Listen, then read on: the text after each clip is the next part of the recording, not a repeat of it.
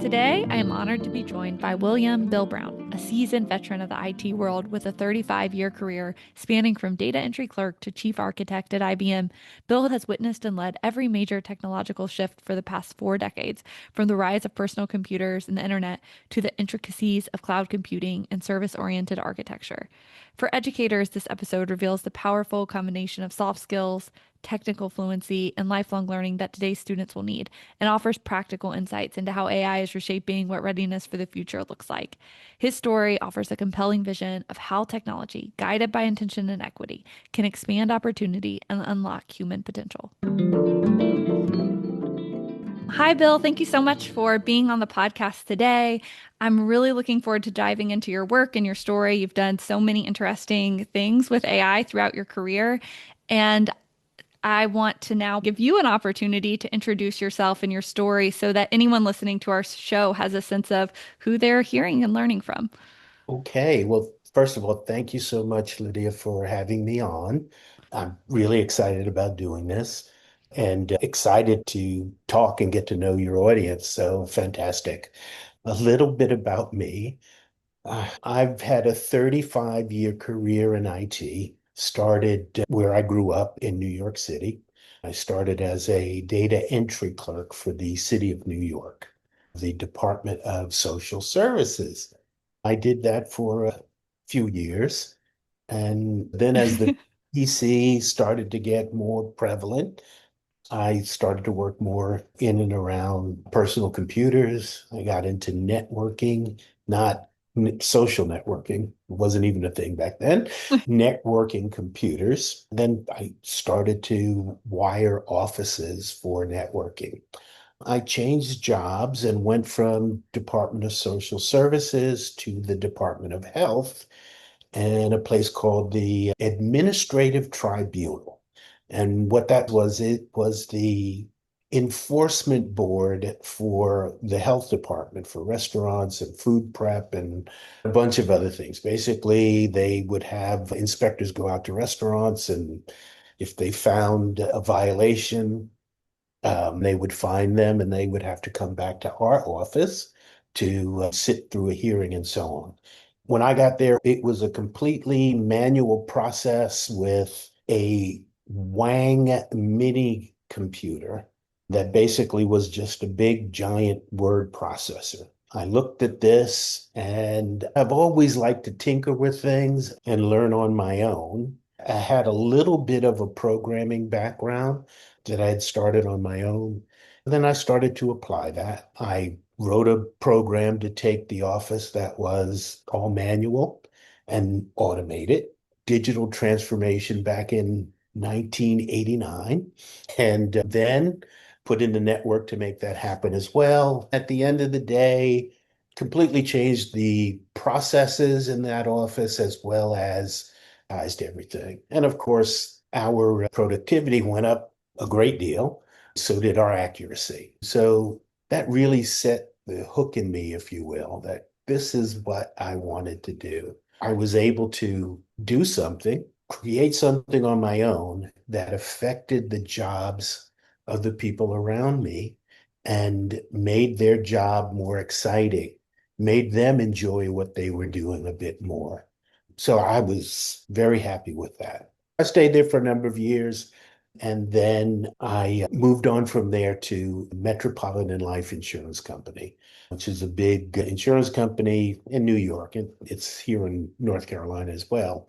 I started there as a systems analyst. I was married I'd just gotten married and had a child on the way, and I was like, okay, time to make some money. It's time to take care of a family. And so I went there, started as systems analyst, and basically what that meant was I would write up specifications for reports and for applications.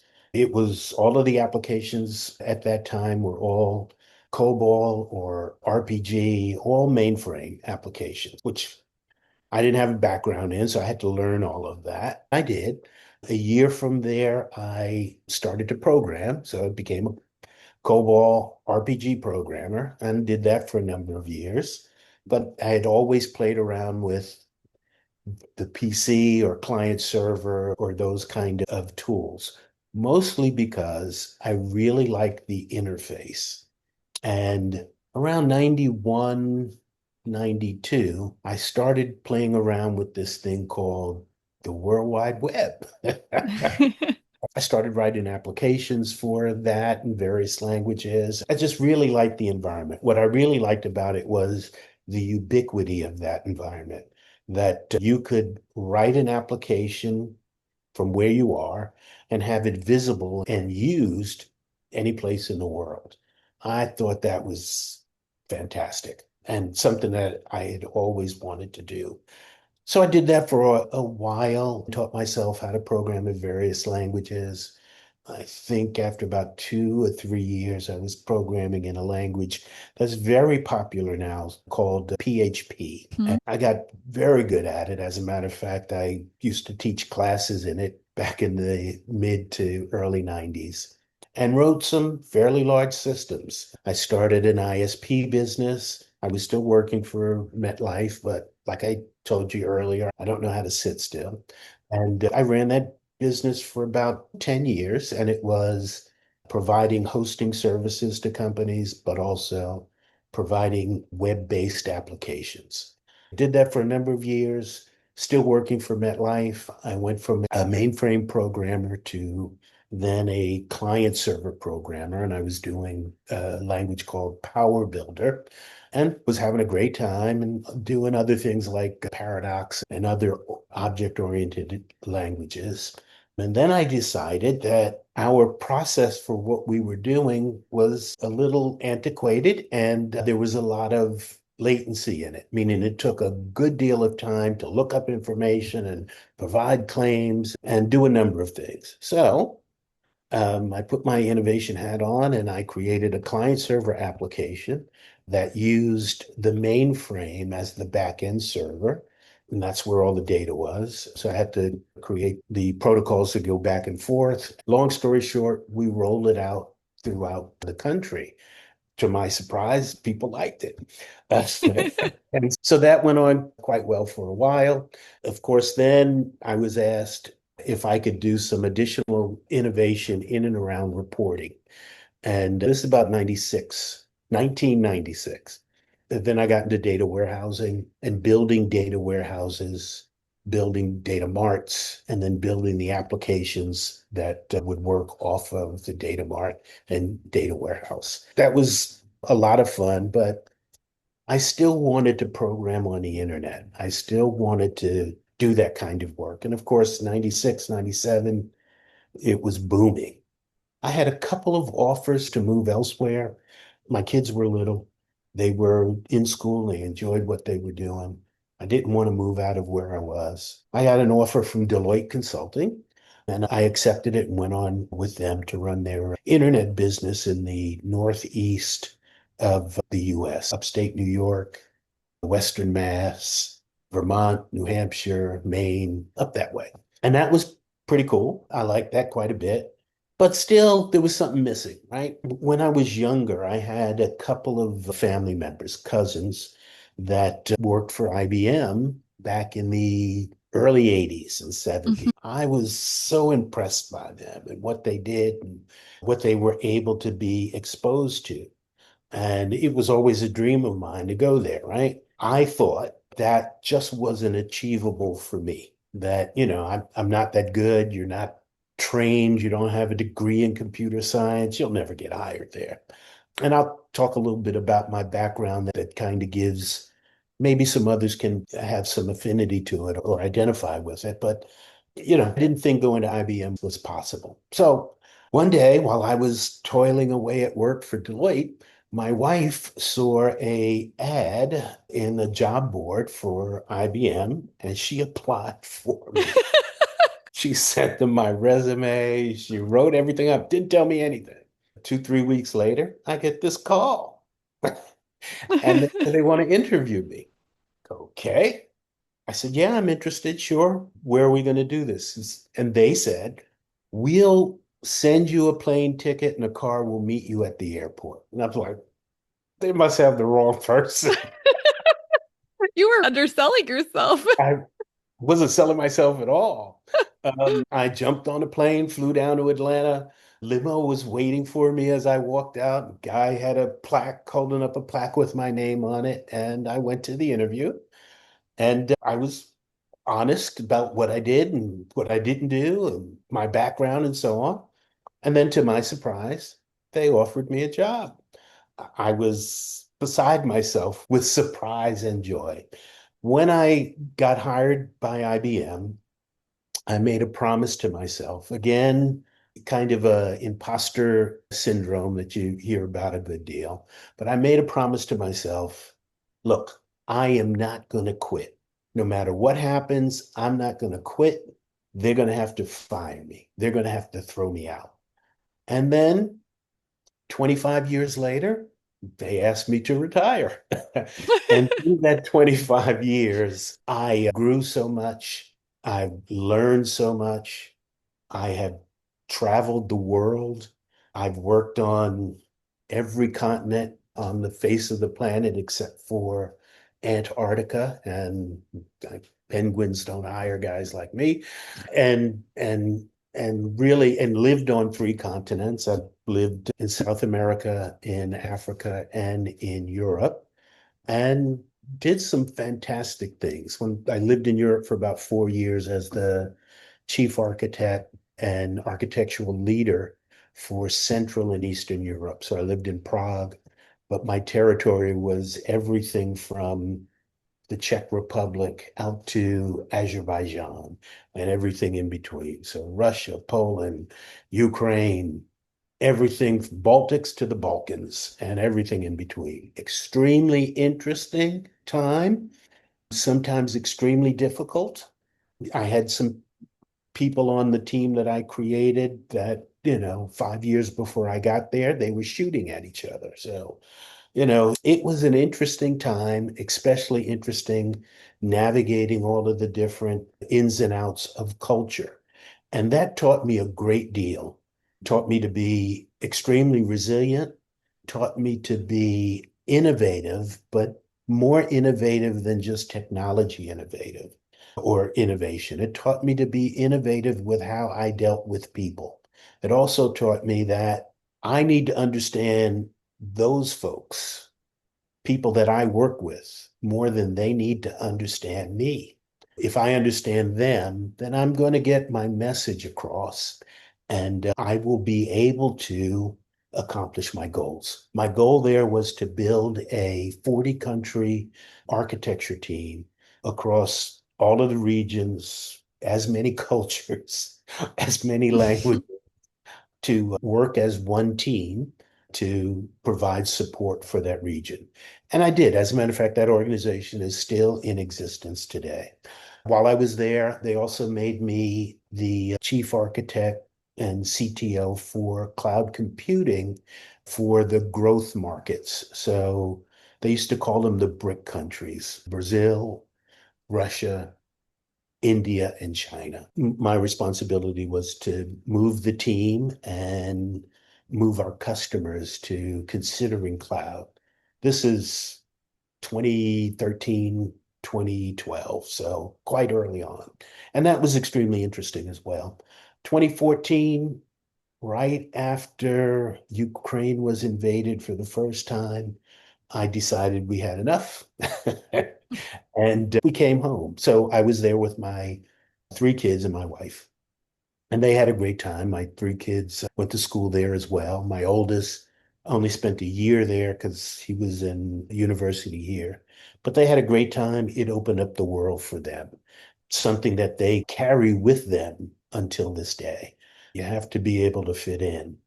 And all of your preconceived notions about how people are and what they do and how they think melt away, and you realize that there's much more similarities between you and them than there are differences. It makes the world a lot smaller and makes you I think, a global citizen. So that was fantastic. Great experience for them.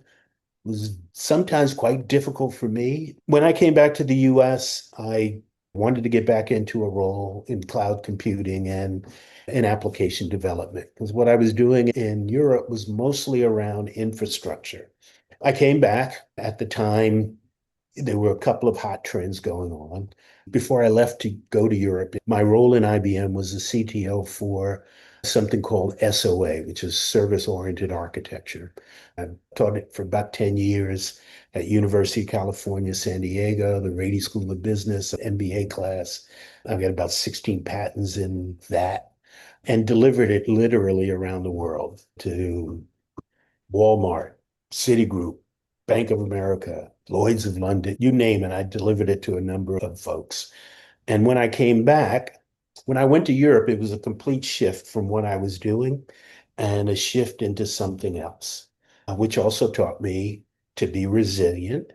It taught me to take risks. Now, this is a bigger risk than I had imagined, but through those risks, you find a way to make yourself successful and to stretch yourself, right? When I came back from Europe, I got back into application development and got back into customer facing work. They asked me to run a practice for cloud application development.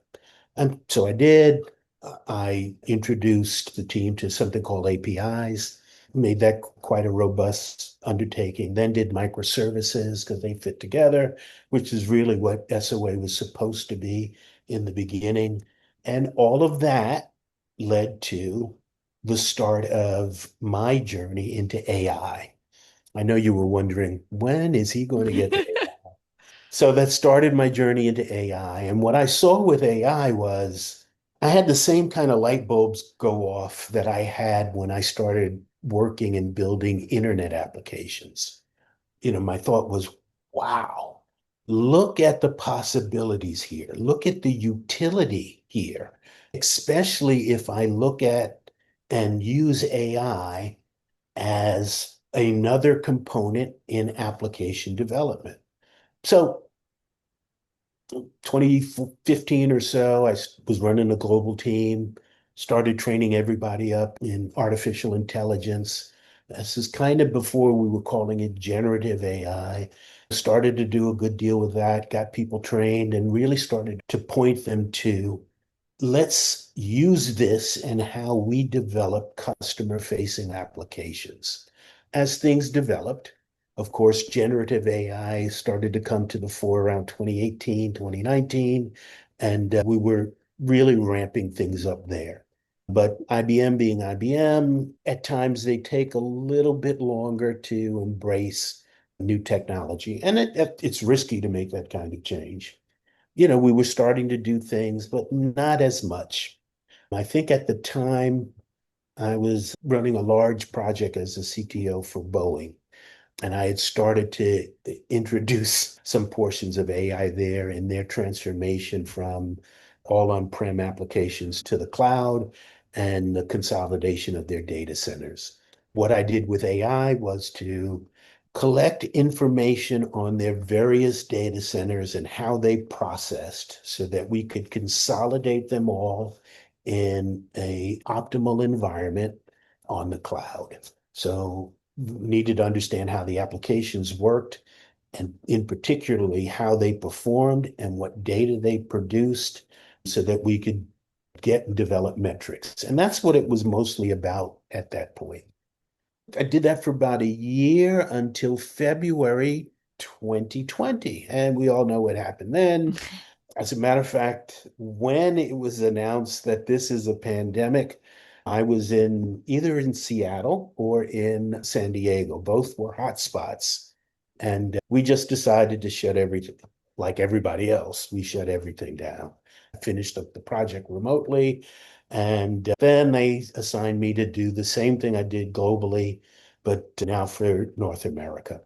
Not a lot of work because we're smack dab in the middle of the pandemic. So a good deal of training and teaching of a team to bring them up to speed.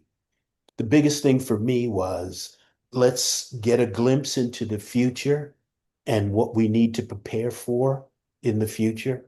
And let's start to make the team capable of surviving, thriving in this new world.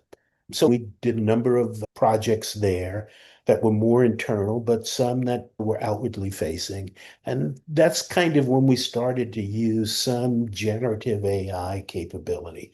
We started with Internet of Things to collect information on various devices, temperatures, all kinds of stuff, and then used AI to trend that information and look for patterns that would help us to predict outcomes for both applications and for systems.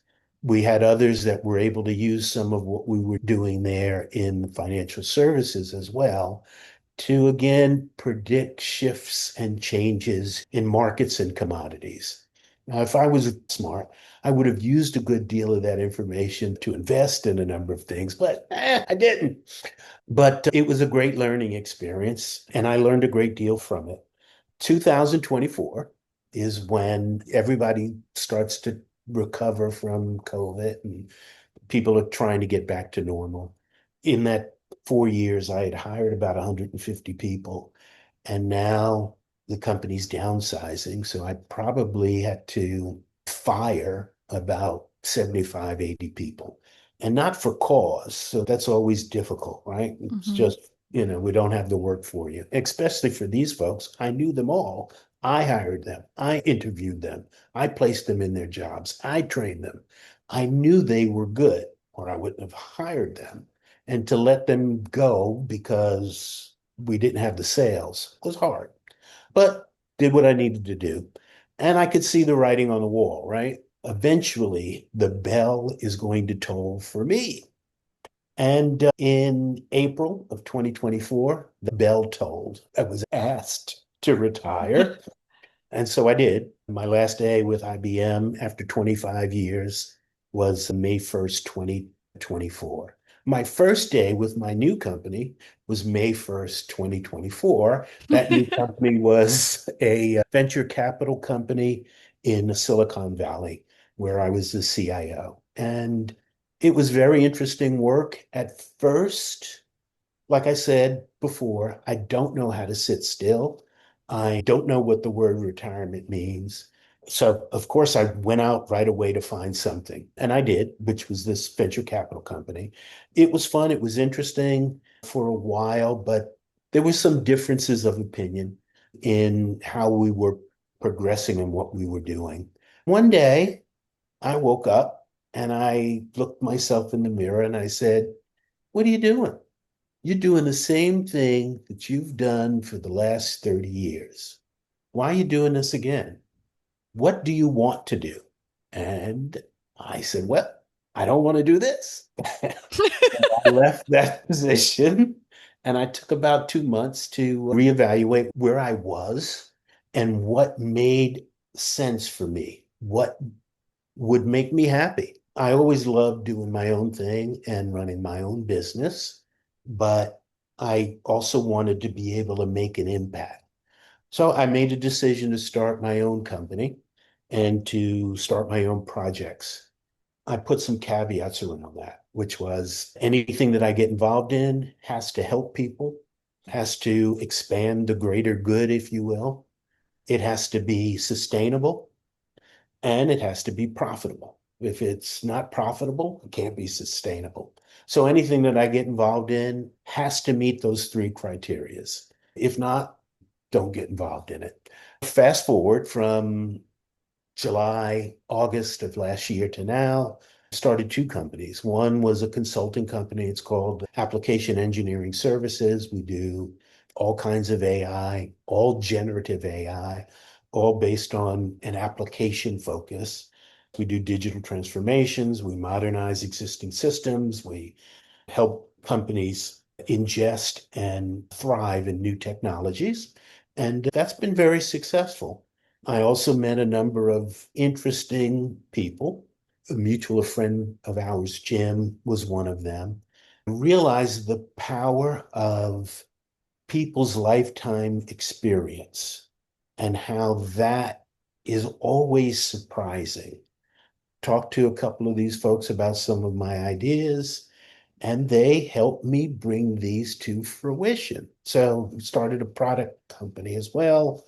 And right now I've got one, two, three, four products that we're working on, all AI driven, all AI centric, but not generative AI from the chat GPT, type it in a prompt perspective, from the future of AI, which is integrated within the way we build systems. So we build a lot of AI agents. We build a good deal of what they call MCPs, which are model content protocol that enables me to use AI as another data source or another intelligent application that I can route to a number of other things. Basically, what it's been able to do is take all of my past experience and combine it into this one thing. And it is an extremely exciting time for me. I haven't been this happy since I had my first child. I'm really, really enjoying this time. I'm enjoying being able to work on what I want, making sure that it meets those three criterias. I am really enjoying the people that I'm working with. A lot of the stress that I had throughout my career has kind of just melted away, and it's really been a fantastic time. So you asked me for a brief intro, and here I went on for almost 30 minutes. I apologize. Let me stop and let you ask questions. Well, when you were telling your story, I thought about digital transformation being so key to all of it. When that first story about that one computer you had for the health system and how you were able to take that technology and revolutionize the experience for the people around you, and how that, as you talked through all these different experiences that you had in your life, I kept thinking about that one story and how you were able to, whether it was building a system or building a team, you're really focused on how do I transform this thing that I'm working on to make it work more effectively, and how do I take whatever that exists and allow it to operate at its fullest potential. And so that was something that really resonated throughout that story of your life. Yeah. Yeah, it is the thing that's always set the hook for me as well, right? How can I, yeah, make it more efficient, make it better, but more importantly, how can I make the experience better for the people that have to work with these things day in and day out? Because that will expand their knowledge, that will expand their interests, which will hopefully provide some additional happiness. Absolutely. Do you feel like there's things with AI as a technology? Do you think that technology in particular has changed how you see digital transformation? I know you've had a long career, and so you've seen many types of digital transformations over time. Do you feel like this is different, or do you feel like it's the same as the transformations that you've led or experienced in the past? Yeah, no, this is completely different. AI, generative AI, of which we're just in its infancy. So let me stop there, let that sink in for everybody, is a real game changer. Everything else that came before were large steps forward in efficiency and in computing, but AI is a giant step. Kind of, well, it's bigger than the shift to the internet, but sort of like that kind of game changer where the internet, as long as you had the knowledge and the training, kind of lowered the bar of entry, right? So anybody could participate as long as you had the knowledge or could learn it. And on the internet, you could learn so much on your own as long as you were open to learn it, right? And so a lot of the barriers for people to be employed and for people to be successful diminished quite a bit. AI is doing the exact same thing. As long as you understand it, and it's not rocket science, it's not something hard to understand. If a hard-headed guy like me from Southeast Queens, New York could get it, anybody could get it. When you couple that with your innate imagination and innovation, you can do some quite impactful things. So yes, this is a real game changer. And like I said, we're in its infancy. I know a lot of people fear this, like what was the name of the movie series, The Terminator, right? We're all going to go be in the singularity. That's not going to happen. We will always need human intervention within AI. AI and AI systems, generative AI, some people talk to as smart or intelligent. And yeah, we call it artificial intelligence. The artificial piece is I am simulating intelligence, but those systems will never have the intelligence that a human being has because they're not going to be self-aware. They're not going to be precedent. They can't innovate and put together the different variables that a human can, which is also a testament to the diversity of mankind. That's one thing I love on the show is that I think artificial intelligence is something that can feel very technical and inaccessible for people. But these questions of like, what does it mean to be human, or how do we bring our diverse experiences together? Like, what makes us different from a machine? I think all of those questions really resonate with a wide audience, and people are Yep. eager to think and talk about those things. Yep.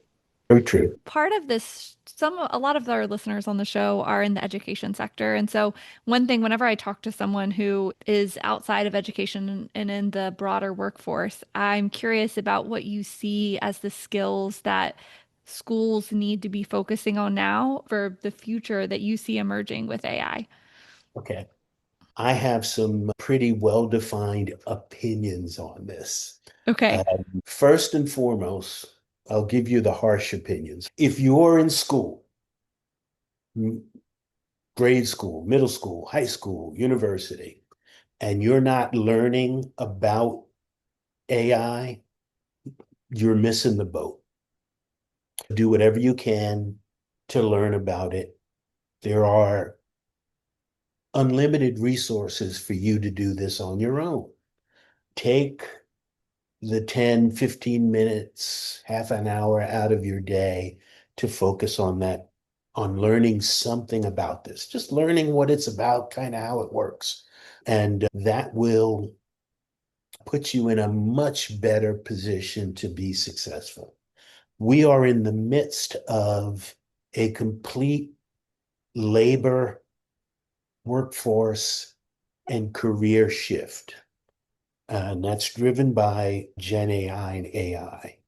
Everything that we do today, every job, every profession will be impacted by this. And you've got two choices. You can be afraid and hide in the corner and wait for the inevitable to happen, or you can do what I think is a smart thing, is to learn as much as you can about this and then participate. When you do that, you are going to be heads and shoulders above others that have chosen not to do it. And so, from an education perspective, this is something that we absolutely have to encourage everybody to do, especially young folks, right? I grew up in Southeast Queens, New York, and in Jamaica, Queens, New York. Not the best of neighborhoods, got worse over time. And, there was a prevailing sentiment. You're not going to amount to much. The expectations for you should be lower because of where you came from and your economic position and the resources available to you. And I, like a lot of other people, brought into that lie. And that's just what it is. It's a lie. What I do, how far I go, is completely up to me and how I execute, how I go after what I want. Of course, that means I need to understand what I want. I need to have exposure to what the larger world was, right? Because you don't know what you don't know. And until you know something, you don't know what to go after. So that exposure is extremely important. And then having the confidence to push back on that lie that says, you know, you can't do this because you come from an inner city. You can't do this because you come from the Appalachian Mountains. You can't do this because whatever the roadblock is that have been put on you. It's a lie. Forget that, put your best foot forward and walk in that direction. From an AI perspective and from an education perspective, AI and generative AI is the most powerful thing that I've seen since the beginning of the internet and the ubiquity of information to help people transform themselves and their skills. I believe in that so much that one of my products is an AI-centric training and teaching tool that provides a coach that can teach any topic to anybody one-on-one. So imagine having a personal coach that you can talk to 24 hours a day, 7 days a week, that doesn't judge you, that will answer all of your questions, even if you ask the same question 30 times, will help you understand what you're asking and challenge you to move forward with exercises and ways to practice it and so on. I think that turbocharges education, both from elementary school to middle school to high school to university, but also in the workforce, where people need to be able to transform what they do today to meet the needs of the future. So, from an AI perspective, absolutely critical. From an education perspective, this is something that we need to embrace as much as possible. So, hence, why I developed the tool. And we are working with a couple of community colleges in North Carolina and a couple of other colleges, like with the Native Americans as well. And want to continue to grow that and now go into the private sector to transform, help people redefine their careers and their jobs and be productive again. Most importantly, to give people that confidence that they can do it because they can. If I could do these things, anybody can do it. I feel like education and access is a big part, like something that you're passionate about, as you've told a little bit about your story. And you don't only have a product, but you're also teaching a course. Do you want to talk a little bit about the course that you're offering? Yeah, thank you. And we'll offer a link to it as well. It's on Maven, which is, a teaching platform for almost like a TED Talks, but more from an education perspective. I am teaching a class in building AI systems using the tried and true architectural methods that all systems have been built on since they've been building systems, because it's the same. Generative AI is another input into this. I am teaching this class with a very good friend of mine and a mentor of mine from back in IBM. I've known him since 2005.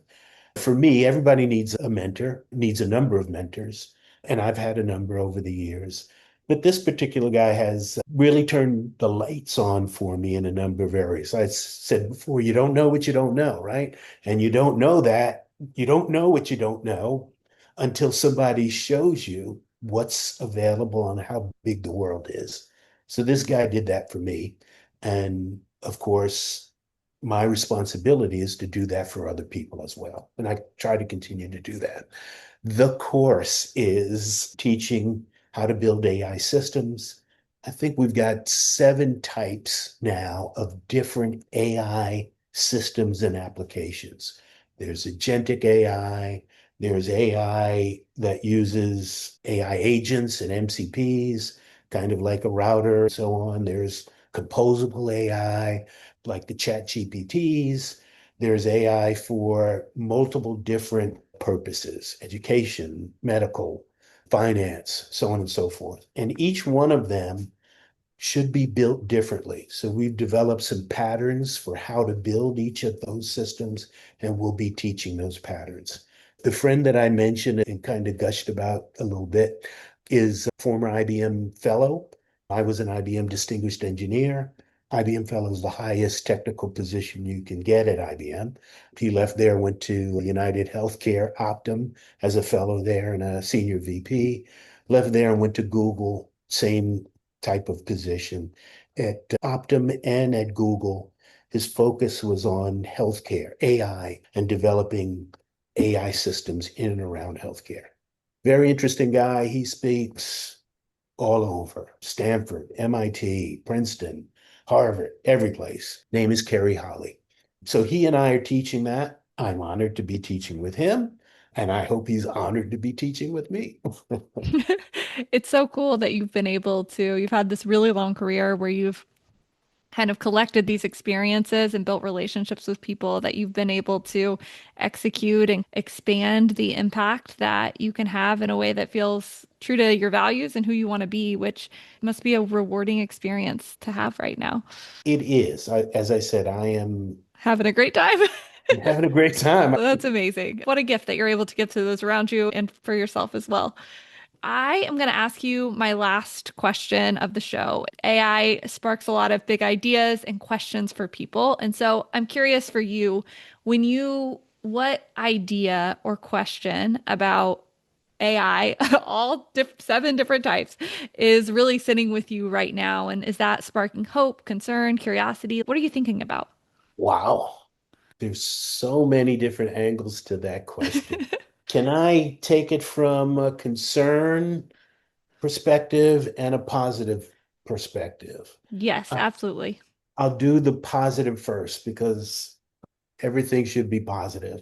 And I firmly believe here, I'm going to get philosophical again, that everything in this universe and on this earth bends toward the good. Yeah, you're going to run into some bumps along the way. They might be big bumps, but eventually it bends towards the good because that's what's sustainable, right? The other stuff isn't sustainable. What I'm concerned about is a small number of people harvesting and capturing the use of this technology for their own selfish needs, using it to manipulate and control others. Unfortunately, we've seen that and we will continue to see that, right? What we're seeing now is people enabling themselves to amass great wealth through the use of this tool and how they apply it. That leads to a number of problems that just aren't sustainable, right? Doesn't advance all of us as a whole. So that's an issue. Some people will continue to cloak this in fear and try and keep people away from it so that they don't learn what it is. Knowledge dissipates fear, right? And so when you know about something, you don't fear it anymore. So that's my biggest concern, that this will be corralled by a small few and used just for their benefit, not for the benefit of everybody else. And when that happens, it will not only not be used for the benefit of everybody else, it will be used for the detriment of everybody else. And that's very concerning. The positive piece is right now we have a window open where a good deal of this information and the opportunity to learn about it is wide open. You just have to reach out and grab it. And so many people can do that. If they do that, then they will dissipate the fear mongers, if you will, that want to control this and make it their own. This will lead to all of us advancing using this new technology. And so now to get a bit more specific on the positive, I see huge advances in education. I see huge advances in leveling the playing field across the world, which will lead to a more ubiquitous society that leads to less scarcity, less desperation, all of those good things, because people then are empowered. I see this happening in healthcare, in education, in finance, in agriculture, in the things that we need to do to sustain ourselves in this small little planet, in this small little corner of the universe. We will find the ways to use AI and the next big wave, which is supercomputing or quantum computing, to solve the most intricate and puzzling problems that we face today, like climate change and destruction of our environment and how we can deal with that, hunger and disease, all of these things that have always crippled mankind. We can start to identify those things, work the problem, and solve them. I know big, lofty ideas, but if you just think about where we are at the turn of the 19th century into the 20th century and where we are today, I mean, the possibilities are endless. Again, we just need the motivation to go out, make it happen, and the confidence, the wherewithal of each individual to go out and educate themselves and play their part. Again, back to education, I think huge opportunity to use AI. It's why I'm building this product and this company. I'm doing something similar with AI and education in around sports and how amateur athletes can better themselves in whatever they do and create ecosystems of support. Again, I can go on forever. The future in this is very bright, but our responsibility, each and every one of us, our responsibility is to go out and learn this, get familiar with it. It is not hard. It is not rocket science. Any AI system is built on data. That data comes from various sources that you and I supply. We need to make sure that that data is accurate and non-biased, because one of the dangers in AI is if you tell a small little lie here, it gets propagated over all of Mhm. the AI systems and the world very quickly. So have responsibility in what you do, use AI in an ethical manner, help people, help the greater good, sustainable and profitable. Well, thank you so much for sharing that perspective and helping, I think, everyone see the importance of participation in this new technology. Everyone's participation creates a safer and more democratic approach to how the technology is used. So, really appreciate all of that perspective. You've had so many experiences watching technology change and evolve. Your strong conviction that this is a different kind of technological innovation is really something because you saw the internet come into being. You've seen cell phones and personal computers throughout your life. And so seeing AI as more revolutionary than those other technologies is telling. And I think probably a lot of people feel that way, but not everyone has the same perspective that you do. So thank you for sharing it. Thank you for having me. I've enjoyed this, talking about my favorite topic, which is me. No, just kidding. But thank you Well, very much. This has been a lot of fun. that was such a powerful conversation with Bill Brown, a true testament to the idea that technology is only as transformative as the people who wield it. I was particularly struck by his deeply personal story, from his roots in Queens, New York, to his global work at IBM, and how his passion for making systems more efficient and experiences more human has been the through line in his remarkable career. His vision for AI as a tool for leveling the playing field and empowering individuals rather than a force for control is both inspiring and a critical call to action for all of us. To dive deeper into today's topics with Bill, just head over to the resource page for this episode at kinwise.org/podcast. There you'll find the full transcript, links to Bill's company and his Maven course, and a list of resources inspired by our conversation. For the school and district leaders listening, if Bill's insights have you thinking about how to build a real AI strategy for your teachers, I invite you to learn more about the Kinwise Educator PD Pilot Program. We partner with districts to select a topic that's meaningful for your teachers, and together we build a community of practice that continues to support them long after our work together is done. You can learn more about our approach at kinwise.org/pilot. Finally, if you found value in this podcast, the best way to support the show is to subscribe, leave a quick review, or share the episode with a friend. Until next time, stay curious, stay grounded, and stay Kinwise.